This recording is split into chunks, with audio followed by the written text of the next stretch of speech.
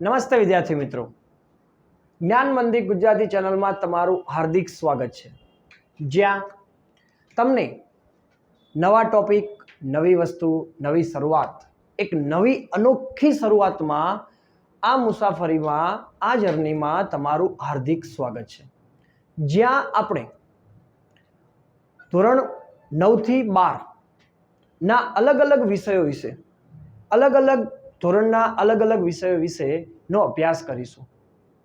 અને એમાંથી એક ધોરણ એટલે કે 12 સાયન્સ, અને એમાં પણ સૌથી અગત્યનો, સૌથી મજાનો વિષય એટલે કે ભૌતિક વિજ્ઞાન, જેનો આપણે આજે અભ્યાસ કરીશું.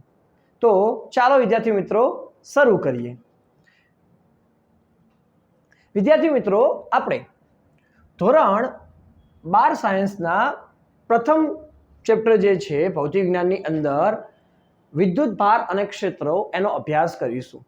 આપણા માટે પ્રશ્ન એ થાય કે આ ચેપ્ટર આપણે શા માટે ભણવું જોઈએ, આપણા માટે ક્યાં અગત્યનું છે?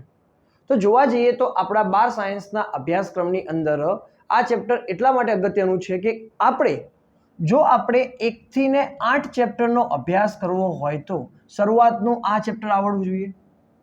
અને આપણા માટે જોવા જઈએ તો જેટલા પણ ઇલેક્ટ્રોનિક્સ પરિપથ છે, એ ઇલેક્ટ્રોનિક્સ પરિપથમાં જે પાયાનો એકમ જે છે, પાયાનો એકમ આપણને જે મળે છે, એ પાયાનો એકમ ઇલેક્ટ્રોન છે.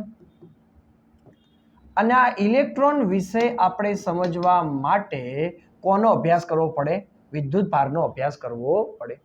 તો એટલા માટે આ ચેપ્ટર આપણા માટે અગત્યનું છે.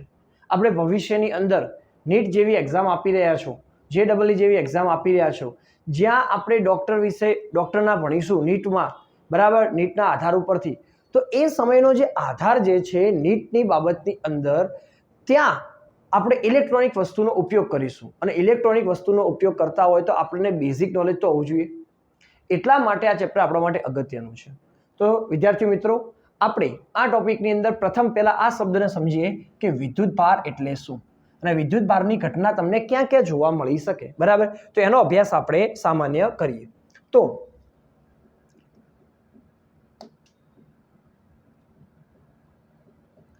આ વિદ્યુત ભાર છે શું, અને આ વિદ્યુત ભાર વિશે આપણે કયા અને કઈ જગ્યાએ ભણેલા છીએ? આમ જોવા જઈએ તો વિદ્યુત ભાર સામાન્યતઃ આપણા માટે ક્યાં ઉપયોગી છે અને કઈ જગ્યાએ આપણે એનો અભ્યાસ કરી શકીએ છીએ? વિદ્યુત ભાર આપણે જોવા જઈએ તો જે શિયાળાની અંદર આપણે રેશમી કપડાં પહેરતા હોઈએ છીએ, ઊનના કપડાં પહેરતા હોઈએ છીએ, એની અંદર ઘણી વખત તડ અવાજ આવતો હોય છે. આ તડ અવાજ શેનો હોય છે? તો એ તડ અવાજ માટે જવાબદાર ઘટક કોણ છે? તો વિદ્યુત ભાર છે. એ જ રીતે આપણે બીજી કન્ડિશન જોવા જઈએ કે આ તડ અવાજ સિવાય બી આપણે કન્ડિશન જોવા જઈએ તો ઘણી વખત અત્યારે વર્ષા ઋતુની સિઝન ચાલતી હોય છે, ત્યારે મેઘની ગર્જના થતી હોય છે, અને મેઘની ગર્જનામાં પણ વિદ્યુત ભાર જવાબદાર છે. પોલિએસ્ટર સાડી લેવામાં આવે, બરાબર, જે આપણી બહેનો કે સ્ત્રીઓ પહેરતા હોય, બરાબર, તો એ પોલિએસ્ટર સાડીઓની પણ અંદર ઘણી વખત તડ અવાજ આવતો હોય છે. તમે ઘણી વખત જોતા હશો કે નવું ફ્રીજ લાવો કે નવું વોશિંગ મશીન હોય કે પછી નવું એસી હોય, તો એની અંદર જ્યારે તમે અડો છો, અચાનક જ્યારે એનું કવર ખોલો, અડો છો, ત્યારે તમને સામાન્ય એક ઝબકારો જેવું લાગે છે. ઘણી વખત આપણે કાર કે બસમાં ટ્રાવેલિંગ કરતા હોય ત્યારે અચાનક દરવાજા કે લોખંડને અડતા તમને એક સામાન્ય ઝબકારો લાગે છે. આ બધું જે છે એ બધું શું છે?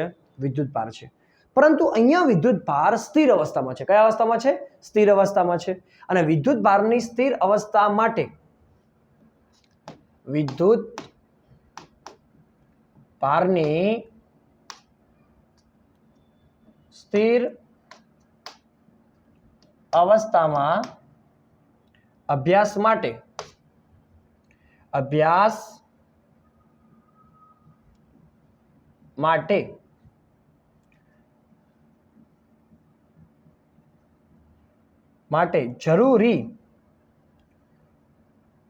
માટે જરૂરી શાસ્ત્રને શું કહીએ છીએ આપણે? સ્થિત વિદ્યુત શાસ્ત્ર કહે છે. તો સ્થિત વિદ્યુત શાસ્ત્રની અંદર આપણે વિદ્યુતભાર કઈ અવસ્થામાં હશે? શબ્દ ઉપરથી આપણને ખબર પડે છે કે સ્થિત વિદ્યુત શાસ્ત્રની અંદર વિદ્યુતભાર કઈ અવસ્થામાં રહેતો હશે? તો કે સ્થિર અવસ્થામાં. કઈ અવસ્થામાં છે? સ્થિર અવસ્થામાં છે. અને આ વિદ્યુતભારની સ્થિર અવસ્થા વિશે જે આપણે ભણીશું એ આપણા બે પ્રકરણ છે, પ્રકરણ 1 અને પ્રકરણ 2, જેને આપણે ઇંગ્લિશમાં કહીએ છીએ ઇલેક્ટ્રોસ્ટેટિક. શું કહીએ છીએ? ઇલેક્ટ્રોસ્ટેટિક. આપણે ઇલેક્ટ્રોસ્ટેટિકની અંદર બે પ્રકરણ ભણવાના છે અને એની અંદર પહેલી જ વસ્તુ આપણે ટોપિક ભણી રહ્યા છીએ વિદ્યુતભાર વિશે. બરાબર. તો આ વિદ્યુતભારની અવસ્થા માટે સામાન્યતઃ આપણને વિદ્યુતભારના બે પ્રકાર ખબર છે. વિદ્યુતભારના બે પ્રકાર પડે છે. એક પડે છે ધન અને બીજું છે આપણા માટે ઋણ. આ ધન અને ઋણ નામ કઈ રીતે આપણી પાસે આવ્યું? બરાબર. આ ધન અને ઋણ નામ આપણે કોના આધારે પડ્યું? બરાબર. તો આનો આધાર જોવા જઈએ તો સૌ પ્રથમ વખત ઊન કે રેશમી કાપડ સાથે જ્યારે એમ્બરને ઘસવામાં આવ્યું. એમ્બર એક પ્રકારનો પદાર્થ છે. આમ જોવા જઈએ તો તમે જોવા જઈએ એમ્બરનો એક સામાન્યતઃ આપણે પદાર્થનો એક અંશ તરીકે કન્સિડર કરીએ. બરાબર. તો એ એમ્બર જે પદાર્થ જે છે આપણા માટે કઈ રીતે કામ કરે છે? તો એમ્બર પદાર્થ જે છે એ આપણે ઘણી વખત કોઈ વસ્તુ, કોઈ આપણું ટેબલ હોય એ ટેબલ ઉપરથી કોઈ પેજ ઉડી જાય તો એક પ્રકારનું આપણે કાચની વસ્તુ મૂકીએ છીએ. એ પ્રકારનો એક પીળા કલર ટાઈપનો એક પદાર્થ આવે છે એમ્બર. બરાબર. એની સાથે જ્યારે ઘસવામાં આવ્યું ત્યારે આપણી પાસે એક વિદ્યુતભાર ઉત્પન્ન થયો, જેનું નામ શું આપ્યું? ઇલેક્ટ્રોન નામ આપ્યું. અને આ ઇલેક્ટ્રોનની સૌ પ્રથમ ઓળખ કોણ કરે છે? તો ઈસવીસન પૂર્વે થેલ્સ ઓફ મિલિટસ કરે છે. અને ક્યાંના છે? ગ્રીકના. ક્યાં છે? ગ્રીકના. સૌ પ્રથમ વિદ્યુતભાર વિશે જે બેઝિક માહિતી તમને મળે છે એ બેઝિક માહિતીનો અંશ ઊન કે રેશમી કાપડ સાથે એમ્બરને ઘસવામાં આવે છે. એ એમ્બરના આધાર ઉપરથી ઇલેક્ટ્રોન નામ પડે છે અને ઇલેક્ટ્રોનના નામની શરૂઆત કોણ કરે છે? ઈસવીસન પૂર્વે ગ્રીકમાં થેલ્સ ઓફ મિલિટસ દ્વારા કહેવામાં આવે છે. અને ત્યાંથી વિદ્યુતભારનો ઉલ્લેખ થાય છે. પણ આપણા માટે પ્રશ્ન એ છે કે ધન ને ઋણ ક્યારે નામ પડ્યું? તો ધન ને ઋણનું નામ સૌ પ્રથમ ઉલ્લેખ કરનાર વૈજ્ઞાનિક છે બેન્જામિન ફ્રેન્કલિન. કોણ છે? બેન્જામિન ફ્રેન્કલિન નામના વૈજ્ઞાનિક જે છે આપણા માટે. બરાબર. એ અમેરિકન વૈજ્ઞાનિક છે. કેવા છે? અમેરિકન વૈજ્ઞાનિક બેન્જામિન ફ્રેન્કલિન છે. અને અમેરિકન વૈજ્ઞાનિક બેન્જામિન ફ્રેન્કલિન નામના જે વૈજ્ઞાનિક છે તે પ્રથમ વખત વિદ્યુતભારના બે પ્રકાર આપે છે, ધન અને ઋણ. તો પ્રશ્ન એનો જ છે કે ધન ને ઋણ નામ કેવી રીતે પડ્યું? કેમ ધન કહેવાયું? કેમ ઋણ કહેવાયું? આનો આધાર કોના ઉપર છે? આ આધાર સમજવા માટે સામાન્ય પરમાણુની રચના ઉપર જઈએ આપણે. બરાબર. તો પરમાણુની રચના શું છે આપણા માટે? તો તમે જો પરમાણુની રચના ઉપર જો આપણે ધ્યાનથી સમજીએ તો પરમાણુની રચનાની અંદર 3 કણો રહેલા છે. કયા કયા રહેલા છે? ઇલેક્ટ્રોન, પ્રોટોન અને ન્યુટ્રોન.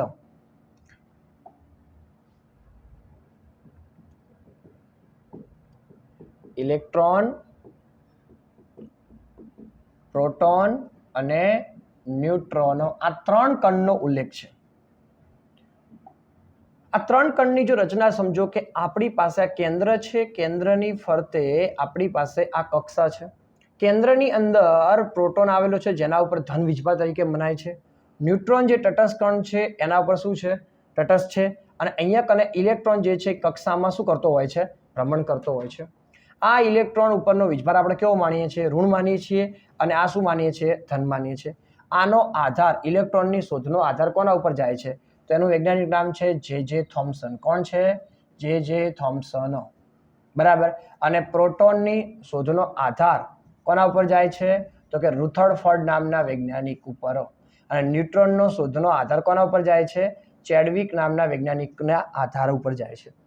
આના વિશે આપણે ચેપ્ટર નંબર જ્યારે 12 ભણશું પરમાણુ વિશે, બરાબર, ત્યારે એનો પૂરેપૂરો અભ્યાસ કરવાનો થશે. પરંતુ આ ચેપ્ટરની અંદર આપણે સમજીએ છીએ એક અને વીજભાર ઉપર. હાલ ઇલેક્ટ્રોન ઉપરનો વીજભાર કેવો છે? ઋણ છે. પ્રોટોન ઉપરનો વીજભાર કેવો છે? ધન છે. હવે અગત્યની રચના છે કે ધનને ઋણ જે નામ પડ્યું, બરાબર, એ કોના આધારે થયું? તો જ્યારે કોઈ પદાર્થ, આપણી પાસે મુખ્ય વ્યાખ્યા પર જઈએ કે કોઈ પદાર્થ ઇલેક્ટ્રોન ગુમાવે તો એ તે ધન વિદ્યુતભાર બને છે, અને કોઈ પદાર્થ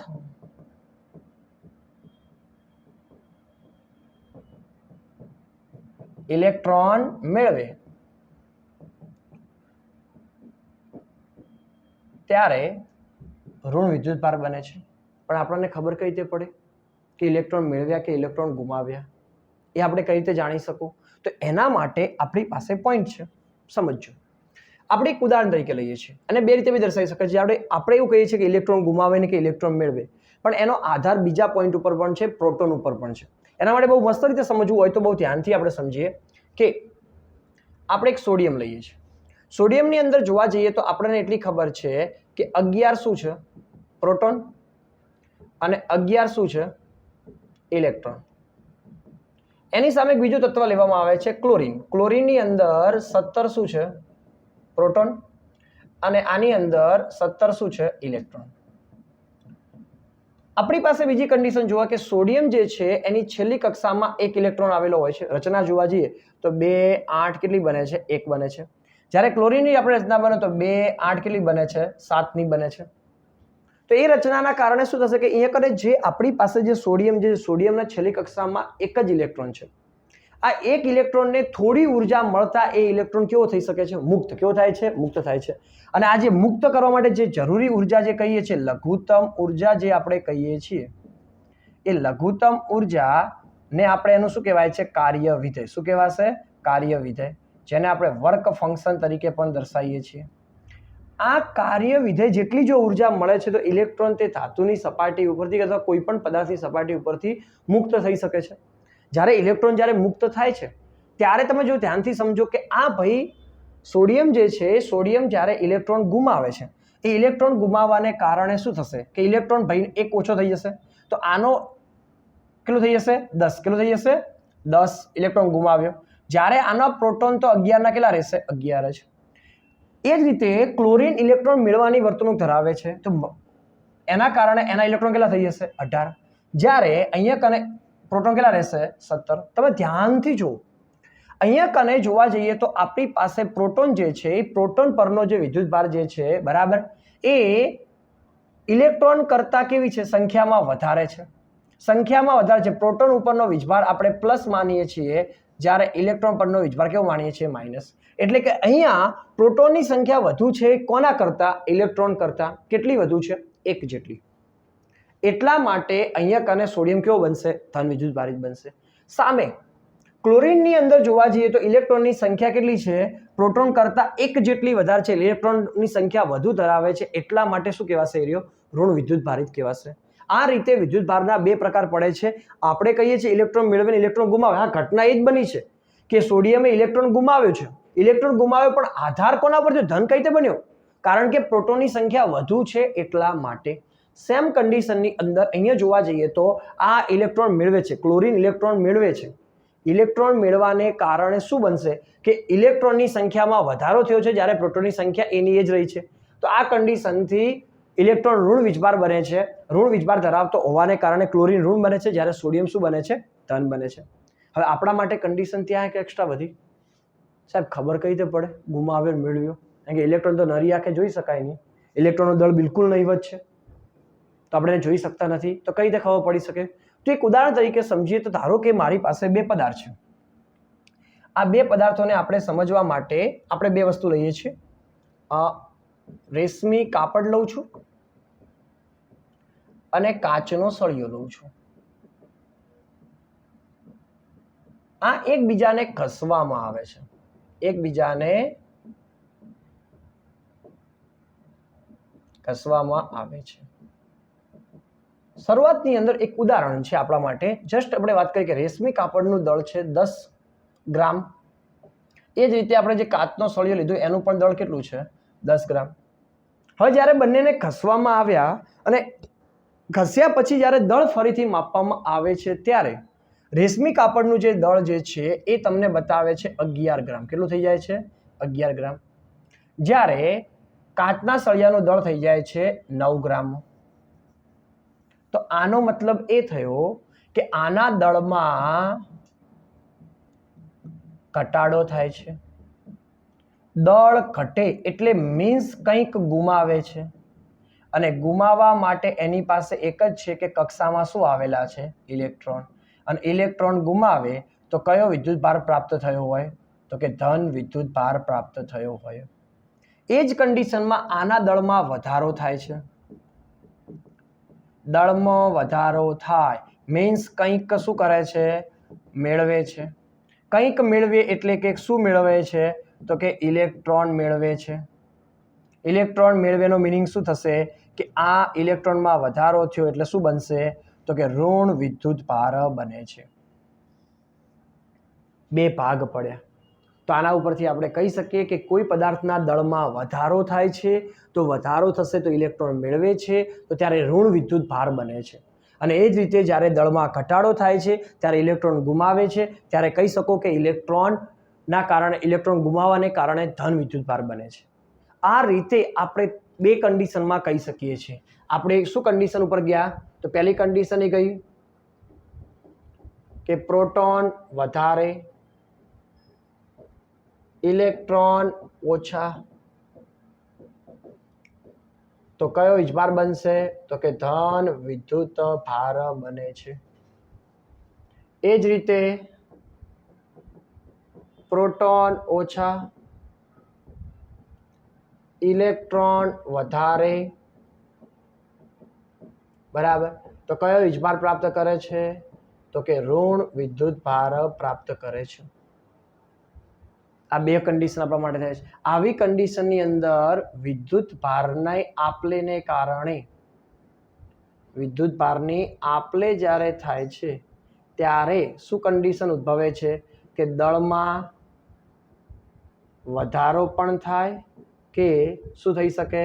ઘટાડો પણ થઈ શકે. દળ વધે બી ખરી અને શું કરી શકે? ઘટે પણ ખરી. હવે અગત્યના આપણે મુદ્દા ઉપર આગળ વધીએ તો શું છે આપણા માટે અગત્યનો બહુ મુદ્દો જે સમજવા જઈએ છીએ કે આપણી પાસે દળ વધે છે અને ઘટે છે કઈ રીતે ખબર પડે? એના માટે કયું સાધન વપરાય છે?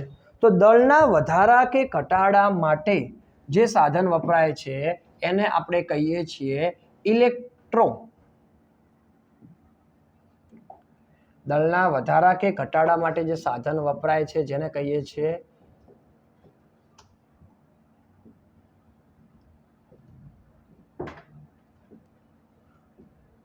માસ ઇલેક્ટ્રોસ્કોપ. બરાબર. આના દ્વારા આપણે દળ માપી શકીએ છીએ કે દળ વધ્યું કે દળ ઘટ્યું. એના આધારે જ આપણે સમજી શકીએ કે દળમાં વધારો થયો છે કે શું થયો છે? ઘટાડો થયો છે. હવે આ આધારથી થોડું આગળ ચાલીએ તો બરાબર આપણી પાસે ખબર પડી ગઈ કે ઇલેક્ટ્રોન મેળવે છે, ઇલેક્ટ્રોન ગુમાવે છે. ઇલેક્ટ્રોન મેળવે છે તો કયો વીજભાર બનશે? ઋણ વીજભાર બને છે. ઇલેક્ટ્રોન ગુમાવે છે કયો વીજભાર બને છે? ધન વિદ્યુતભાર બને છે. પણ આ ઇલેક્ટ્રોન ગુમાવશે મેળવશે એના માટે કન્ડિશન શું? તો એના માટે જે કન્ડિશન આપણા માટે જે બને છે બરાબર કે એના માટે જે રીત છે એના માટે રીત આપણા માટે વાપરીએ છીએ ઘર્ષણની રીત. આમ તો ટોટલ 3 રીત છે. ઘર્ષણની રીત છે, સંપર્કની રીત છે અને પ્રેરણની રીત છે. હવે ઘર્ષણથી શું થાય? જ્યારે આપણે રેશમી કાપડ અને કાચના સળિયાને જ્યારે ઘસીએ છીએ, રેશમી કાપડ અને કાચના સળિયાને ઘસીએ છીએ ત્યારે આપણે ઘસારાને કારણે તેમની છેલ્લી કક્ષામાં રહેલા ઇલેક્ટ્રોન કંઈક ઉર્જા મેળવે છે અને ઇલેક્ટ્રોનની કંઈક ઉર્જા મેળવવાને કારણે તેની અંદર પોતાની સપાટી ઉપરથી મુક્ત થશે. એટલે કે એક ઇલેક્ટ્રોન મેળવે છે જ્યારે એક ઇલેક્ટ્રોન શું કરે છે? ગુમાવે છે. માત્ર આપલે કરે છે. ત્યાં નવો કોઈ વિદ્યુતભાર ઉત્પન્ન થતો નથી. એવી કન્ડિશનની અંદર કાચના સળિયા ઉપર વીજભાર કયો જોવા મળે છે? પ્લસ. રેશિયો શું મળશે? માઇનસ. હવે ખબર કઈ રીતે પડી? તો આપણે જે કીધું કે આગળ ચર્ચા કરી છે કે ઇલેક્ટ્રોન ગુમાવે કે મેળવેનો આધાર કોના ઉપર છે? દળમાં વધારો થાય દળમાં શું થઈ શકે? ઘટાડો. એ દળના વધારા અને ઘટાડાને આધારે જ આપણે કહી શકીએ બરાબર કે અહીંયા કને ધન વીજભાર છે, અહીંયા કયો વીજભાર હશે? ઋણ વીજભાર બને છે. ઘસારો કઈ રીતે કરી શકાય છે? આપણે સામાન્યતઃ જોવા જઈએ કે આપણે એક ઉદાહરણ તરીકે લઈ લઈએ કે આ મારી પાસે જે પેન જે છે એ આપણા માટે કાચનો સળિયો છે અને આ રૂમાલ જે છે એ મારા માટે રેશમી રૂમાલ છે. જ્યારે આ બંનેને જ્યારે ઘસું છું, આ ઘર્ષણને કારણે એક પદાર્થ વિદ્યુતભાર ગુમાવે છે, જ્યારે બીજો પદાર્થ વિદ્યુતભાર શું કરે છે? મેળવે છે. આ કન્ડિશનથી જ કહી શકાય કે પદાર્થ વિદ્યુતભાર ઇલેક્ટ્રોનના કારણે ગુમાવવા અને મેળવવાને કારણે આપણે કહી શકીએ કે એક ધન બને છે અને એક શું બને છે? ઋણ બને છે. તો કઈ કઈ કન્ડિશનમાં બની શકે થોડા ઘણા આપણે જોઈએ. એના ઉપરથી પ્રશ્નોનો એક બેઝિક કોન્સેપ્ટ જોઈએ કે વિદ્યુતભારના આધારે કેવા પ્રશ્નોનું શું નિરાકરણ થઈ શકે. બરાબર, તો ધ્યાનથી સમજીએ આપણા માટે. હવે આ વસ્તુથી જોઈએ કે ઇલેક્ટ્રોન ગુમાવે કે મેળવે તો કઈ કઈ કન્ડિશનમાં આપણા માટે બની શકે છે. તો જો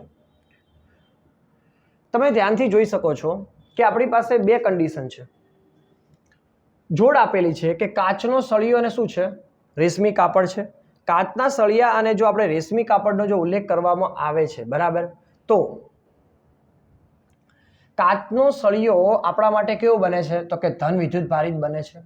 જ્યારે રેશમી કાપડ જે છે એ આપણા માટે કેવું બને છે? ઋણ.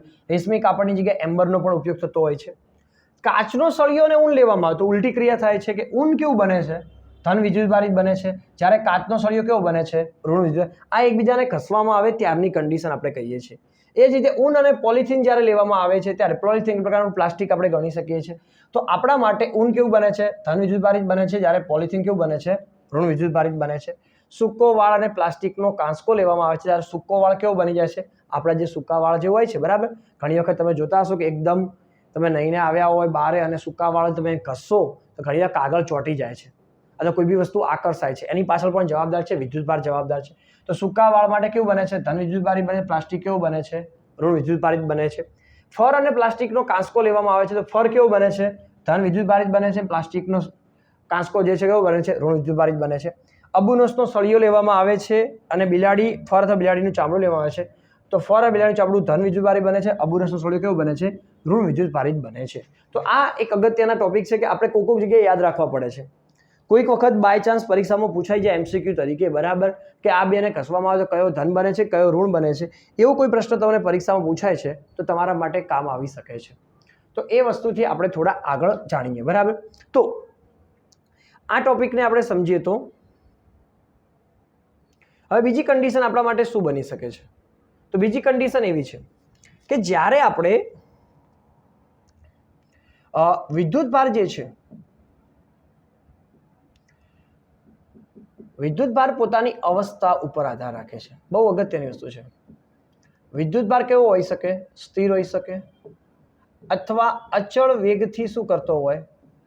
ગતિ કરતો હોય અથવા પ્રવેગી અવસ્થામાં હોય. જો વિદ્યુતભાર સ્થિર છે તો એ માત્ર ને માત્ર કયું ક્ષેત્ર ઉત્પન્ન કરે છે? તો કે વિદ્યુત ક્ષેત્ર. શું ઉત્પન્ન કરે છે? વિદ્યુત ક્ષેત્ર ઉત્પન્ન કરે છે. આપણે આગળ ભણીશું વિદ્યુત ક્ષેત્ર શું છે. અચળ વેગથી ગતિ કરે છે ત્યારે શું ઉત્પન્ન કરે છે? તો કે ચુંબકીય ક્ષેત્ર ઉત્પન્ન કરે છે. પણ વિદ્યુત ક્ષેત્ર તો છે સાથે, પણ જ્યારે પ્રવેગી ગતિ કરે વેગમાં ફેરફાર થાય ત્યારે એ ઉત્પન્ન કરે છે વિદ્યુત ચુંબકીય તરંગ. સાથે ચુંબકીય ક્ષેત્ર તો છે જ, સાથે વિદ્યુત ક્ષેત્ર પણ છે. તો તમને પરીક્ષામાં પૂછી શકે સ્થિર વિદ્યુતભાર શું ઉત્પન્ન કરે? માત્ર વિદ્યુત ક્ષેત્ર. અચળ વેગથી ગતિ કરનાર શું ઉત્પન્ન કરે? તો ચુંબકીય ક્ષેત્ર અને વિદ્યુત ક્ષેત્ર બંને. જ્યારે પ્રવેગી ગતિ કરે ત્યારે વિદ્યુત ચુંબકીય તરંગ ઉત્પન્ન કરે, ચુંબકીય ક્ષેત્ર અને વિદ્યુત ક્ષેત્ર. સર આ બધી ખબર કઈ રીતે પડશે? તો એના માટે તમારે વધારે નહીં, ખાલી ને ખાલી 1 થી 8 ચેપ્ટર ભણવા પડશે. અને એના માટે શું કરવું પડે? તો તમારે મારી સાથે જોડાયેલું રહેવું પડશે. મારી સાથે જોડાવા માટે શું કરવું પડે? તો ચેનલને સબસ્ક્રાઇબ કરવી પડે. સાહેબ સબસ્ક્રાઇબ કરવી પડે? હા. વિડીયોને લાઇક પણ કરવો પડે પસંદ આવ્યો હોય તો. એ જ વસ્તુને જાણવા માટે હવે આજે જે ટોપિક ભણ્યા એના આપણે સામાન્ય MCQ જોઈએ અને પછી આપણે નાની ચર્ચા ઉપર જઈશું. બરાબર, તો આજના આપણે MCQ ઉપર જઈશું. કયા પ્રકારના MCQ પરીક્ષામાં પૂછાઈ શકે? બરાબર, તો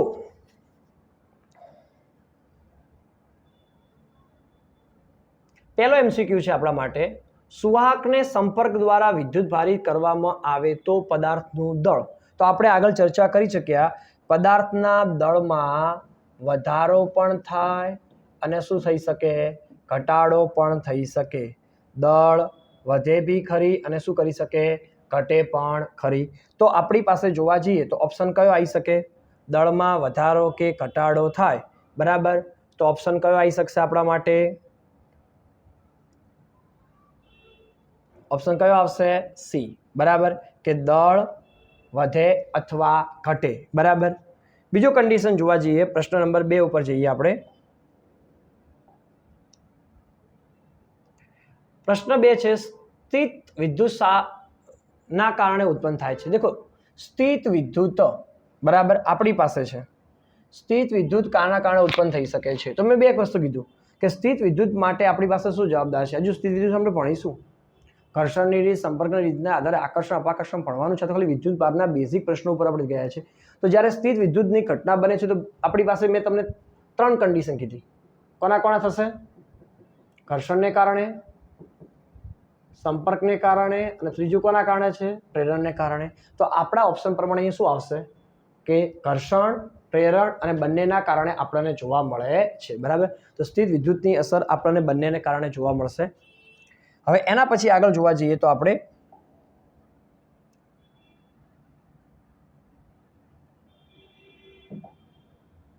ત્રીજો પ્રશ્ન જો, વિદ્યુત ભારથી પણ કયો વિદ્યુત ભાર છે? તો આપણી પાસે વિદ્યુત ભાર છે માત્ર સ્થિર. કયો છે? સ્થિર. આપણે થોડી વાર પહેલા ચર્ચા કરી, સ્થિર વિદ્યુત ભારથી માત્ર શું ઉત્પન્ન થાય? તો વિદ્યુત ક્ષેત્ર.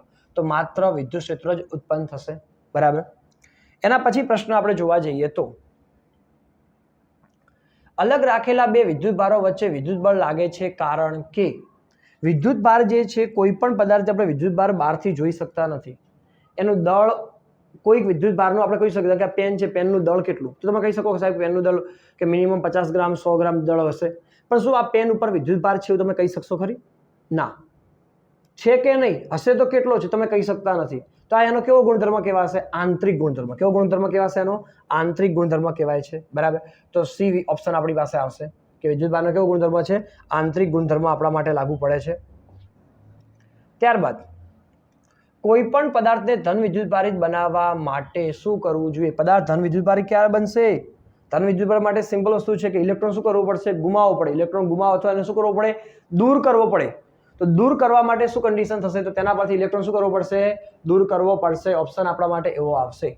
પ્રોટોનને દૂર કરવા કે પ્રોટોન ન્યુટ્રોન દૂર ના થઈ શકે. માત્ર ઇલેક્ટ્રોન જ દૂર થાય તો ઇલેક્ટ્રોન મેળવી શકાય છે. એટલે ઇલેક્ટ્રોનને શું કરવો પડશે? દૂર કરવો પડશે, બરાબર. ત્યારબાદ સમાન ત્રિજ્યા અને સમાન દ્રવ્યમાંથી બનાવેલા કવચ અને નક્કર ગોળાને મહત્તમ ક્ષમતા સુધી વિદ્યુત ભારિત કરવામાં આવે તો તેમના પરના વિદ્યુત ભારોના મૂલ્ય Q1 અને Q2 હોય તો આ વિદ્યુત ભારને આપણે દર્શાવીએ છીએ Q વડે.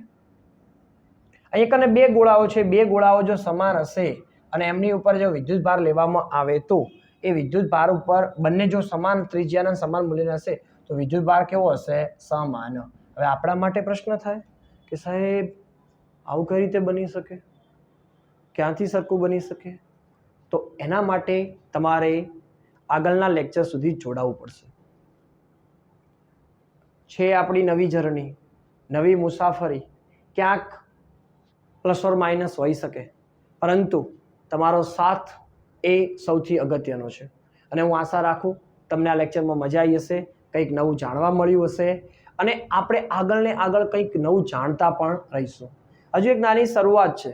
ધીમે ધીમે દેખો હોતા હૈ ક્યા. સાથે જોડાયેલા રહેજો. આવજો. બાય.